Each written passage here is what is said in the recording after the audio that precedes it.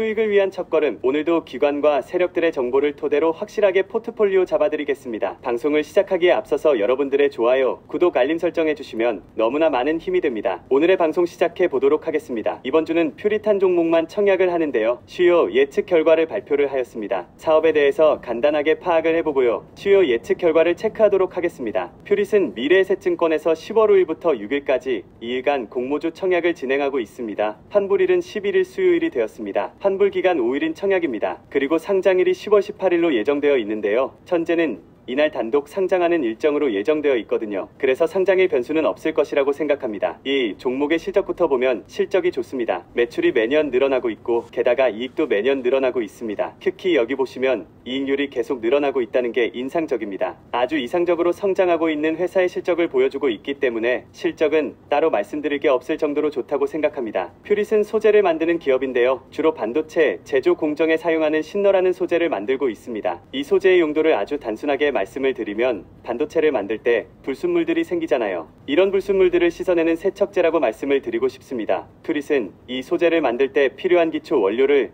한국알코올 산업으로부터 공급을 받아서 이걸 중간 가공을 하고요. 이후에 동진세미캠이나 ENF 테크놀로지에게 공급을 한다고 합니다. 그리고 이 소재는 최종 소비자인 삼성전자나 SK하이닉스에게 공급되는 체인망을 가지고 있는데요. 그런데 여기 한국알코올은 퓨릿의 최대 주주이고 여기 ENF 테크놀로지도 퓨릿의 계열사입니다. 그래서 여기는 반도체 소재를 생산하는 밸류체인을 구축했다고 볼 수가 있는데요. 원료를 계열사로부터 공급을 받고 생산품의 일부를 또 계열사에게 공급을 하고 있으니까요. 이런 부분도 퓨릿의 장점이라고 볼 수가 있습니다. 그리고 이 종목은 하나 더 주목받는 게 있는데 바로 리사이클링입니다. 사용을 끝낸 액체 소재에서 2차 전지 양극재에 첨가되는 소재를 재활용하는 기술을 개발하고 있습니다. 이 사이클 레인 관련된 인허가와 시설은 어느 정도 갖추고 있는 것으로 보였고요. 실제 25년부터는 양산할 수 있다고 이야기를 하고 있습니다. 그래서 현재는 반도체와 디스플레이 소재를 중간 가공하는 사업만 하고 있지만 2차 전지 소재를 재활용해서 판매할 수 있다면 회사의 밸류는 한 단계 더 업그레이드 될 수가 있다고 생각합니다. 그러면 회사에 대해서는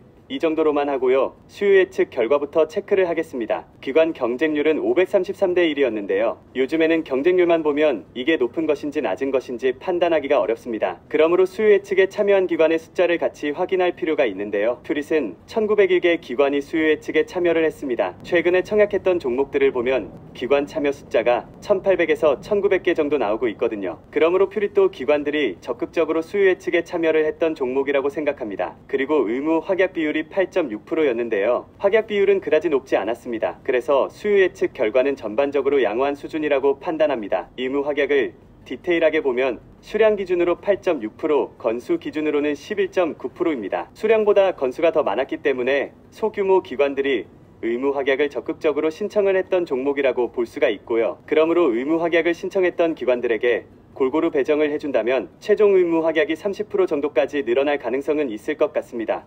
공모 가격은 1,700원으로 결정되었는데요. 상단 가격입니다. 공모가 신청 결과를 보니까 청약에 참여했던 기관의 약 87%가 공모가를 상단 초과로 신청을 했더라고요. 하지만 공모 가격이 상단으로 결정되었으니까 나름 공모 가격은 보수적으로 결정된 것이 아니었나 생각을 해보았습니다. 그리고 퓨릿의 밸류를 체크를 해보려고 유사 기업을 찾아보았는데요. 공모가를 산정할 때 비교했던 기업들보다는 퓨릿의 계열사를 비교하는 게 조금 더 낫겠다 생각이 들었습니다. 앞서 말씀을 드렸지만 반도체 소재 사업으로 계열사인 한국알코올과 ENF 테크놀로지가 밸류체인으로 연결되어 있거든요. 그래서 계열사 두 곳과 PER로 비교를 해보겠습니다. 오늘 주식시장이 엄청나게 급락을 했죠. 두 종목도 영향을 많이 받았는데요. 오늘 주가 기준으로 한국알코올은 시가총액이 2,359억 원입니다. 최근 4분기 순이익이 216억 원이거든요. 그래서 한국알코올의 PER은 10.9배로 계산이 됩니다. 같은 방식으로 계산을 해보면 ENF 테크놀로지의 PER은 15.4배인데요. 퓨릿은 공모가 기준으로 시가총액이 1,797억 원으로 상장하고요. 최근 4분기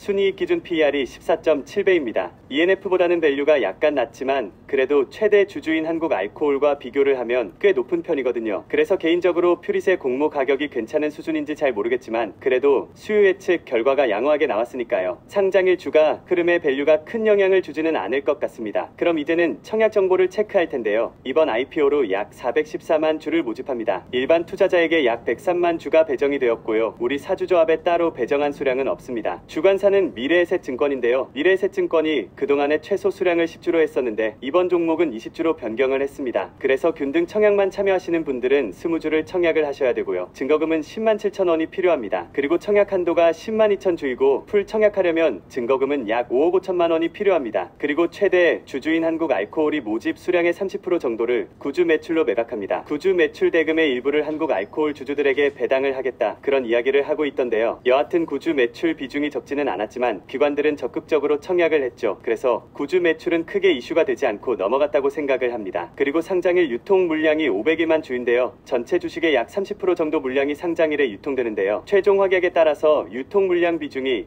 20%대 중반까지도 내려올 가능성은 있을 것 같습니다. 그리고 공모가 기준 유통 금액이 536억 원이기 때문에 유통 물량이 가벼운 종목은 아닙니다. 상장일에 매도할 수 있는 기존 주주 물량이 약 114만 주 정도 됩니다. 주주 명단을 보니까 기타 기존 주주로 다 묶여 있더라고요. 법인 물량이 여기에 포함되어 있는지는 모르겠지만 아마도 대부분 개인 주주 물량이라고 추정합니다. 그래서 기존 주주 물량이 개인 주주 중심으로 구성이 되어 있기 때문에 약간 리스크라고 생각을 하는데요. 그래도 공모 주주 물량보다는 수량 자체가 꽤 적습니다. 그래서 기존 주주 물량 때문에 상장의 흐름이 크게 훼손되지는 않을 것이라고 생각합니다. 최근에 상장한 종목들은 좋은 시세가 나오고 있습니다. 상장했던 한 싹도 좋은 수익을 주었는데요. 종목별로 차이가 조금 있지만 상장일의 고가 기준으로 공모가 2배 이상은 주가가 올라가고 있습니다. 이 종목은 수요 예측 결과는 무난하게 나왔지만 상장일 유통 금액이 500억 원 정도 되니까 가벼운 종목은 아니거든요. 그래서 최근 종목들처럼 좋은 수익이 나올지는 약간 애매할 수도 있습니다만 그렇다고 상장일에 손실을 주지는 않을 것이라고 생각해 보았습니다. 그래서 저는 이번 종목은 균등 청약을 해볼 생각입니다. 환불 기간이 5일이기 때문에 딜에 청약을 적극적으로 하기는 조금 부담스럽다고 생각을 하고요. 가성비 청약을 할까 말까 고민은 하고 있는데 경쟁률을 조금 보면서 판단을 해볼 생각입니다. 그리고 마지막으로 퓨리균등 배정만 예상을 해보겠습니다. 최근에 미래에셋증권에서 주관을 했던 종목이 밀리의 서재가 있었는데요. 당시에 약 27만 계좌가 청약에 참여를 했었습니다. 그리고 여름에 상장했던 ALT 때는